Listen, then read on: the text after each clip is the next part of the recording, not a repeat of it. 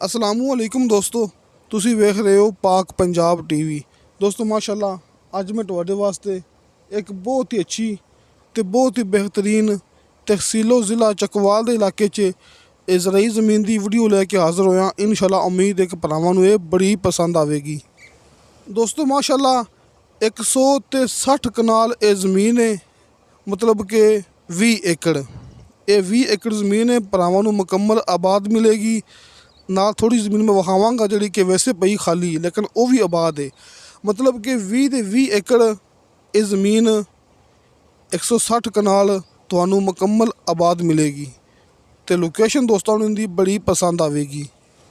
दोस्तों आपां नूं हाजी साहब ने सेंड कीती है चकवाल के इलाके 'च।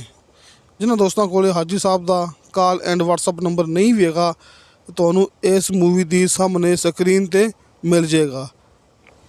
तहसीलो ज़िला चकवाल ते कंप्यूटराइज रिकॉर्ड ये अपने को माशाल्लाह ज़मीन है 50 फुट तो बाद के नीचे 50 फुट तो बाद दोस्तों बिल्कुल शर्तिया मीठा पानी मिलेगा। आबादी इंतहाई करीब है तो बिजली आधा किलोमीटर सफ़र ते फिलहाल आधा किलोमीटर है लेकिन दोस्तों अन करीब मौके ते मिलेगी। इस तो इलावा दोस्तों एक बंदे के नाँ ते ये ज़मीन है। पक्की सड़क तो कारपेट रोड तो 1 किलोमीटर सफ़र है, जोड़ा कि carpet road Chakwal main road तो आ रहा है ना कि रकबे तो 1 किलोमीटर पहले ख़त्म हो जाता है। अगे 1 किलोमीटर रास्ता कच्चा है लेकिन सरकारी रास्ता है।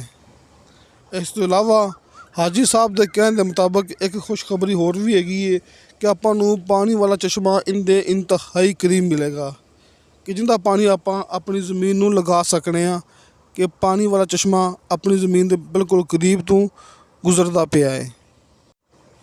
तो दोस्तों इंतहाई सस्ती ज़मीन है।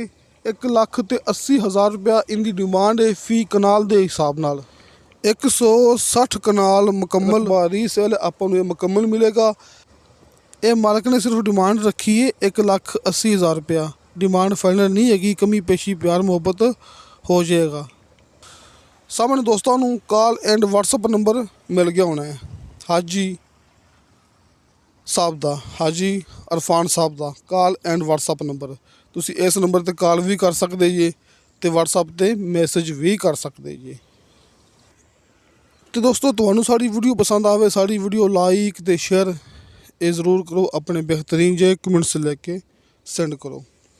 तो दोस्तों इंशाअल्लाह ताला बशर्ते ज़िंदगी बा फजल खुदा मिलांगे अगली वीडियो ते। अल्लाह हाफिज़।